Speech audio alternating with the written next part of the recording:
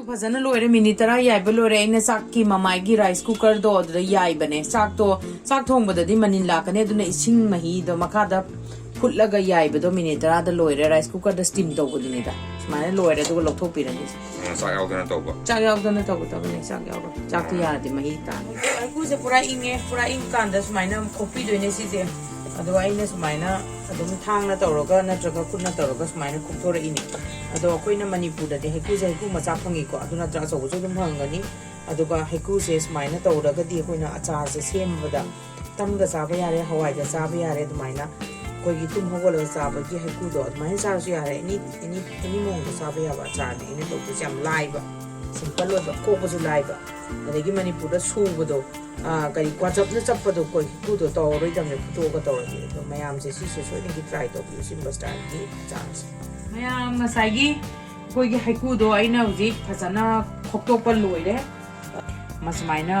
मक खाइदोकपिरे फजना खोक्टोकपिरे दुगा खाइदोए अदु खाइदोक लोइरकान आइना हुजिक तौरिसे मसाला से मंगा लौरिनी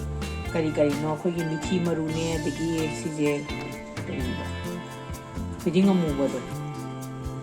कालुंची हाइबने हिंदीदना अदुगा सोप लौरे राई हंगाम मरु हंगापान मचु लौरे अमुब लौरसु याय अदुगा जीरागा लौरे सि मंगा लेरेदना अदुगा थुंगा मोरोका मचुगसु हापसे थाउजे खरा लौरे याम लौदे अचारददी मयामजे पिक थन्नगा तौरगा हापनै अदुदी आई हापरो आइदि खतंग ngौरगा दुम इंघल्लकांदा हेकुजे दुम तौरगा कोइ दुम अचार चानमने तारे थाउ सार लोरे कांदा अहामदा आइना लौगदोरिसे सि मयामसे हापचल्लसे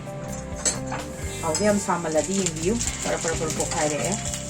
अदुगा सी सार मैजे यम सामलदी दुम मुथपे यारनिको हाउ सा लोरमनिना आई मुथले बसिजे हापेट केनो तौरगा दुम मुंजरानि बसिगिसना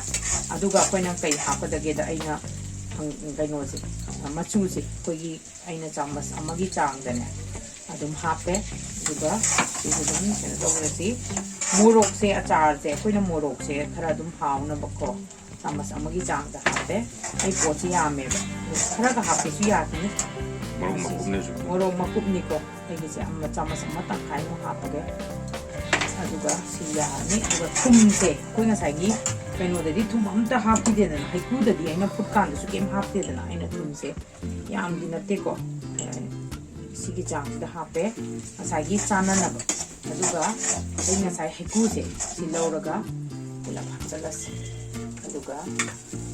रेडी ओराने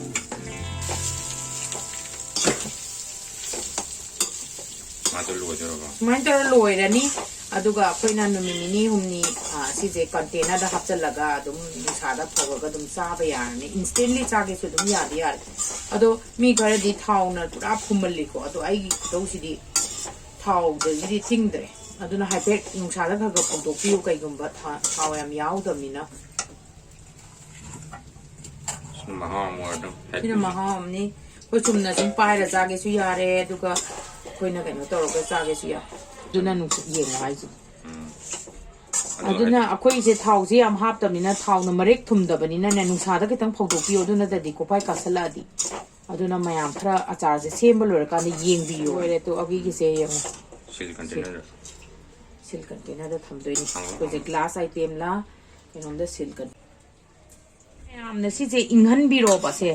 सि खितंग सारी बाइगिसे कराक इंग कांदने सिल कंटेनर अमदने एनी कंटेनर ग्लास ओरसो अमेना फरे अदुदा सिल कंटेनर हापगा अदुगा सिमनदा हापचलकान नुसादा नुमिनिनी हुमनि थौदोपिरो यामना आइगी वीडियो से सि हावरनी पाम्बीरदी लाइक सब्सक्राइब अमसुंग कमेंट सोइदंग की तौबियु थैंक यू फॉर वाचिंग सिदा कोइना मयाम अदुम रेसिपी पामले सुम हाबिरो को कोइ दुम हामना होना जरके अचार से फजने इंधरे ngahak thammaga ne ingene kandu do hapchangdamni huji hapchallase egi containers da hapage idi aina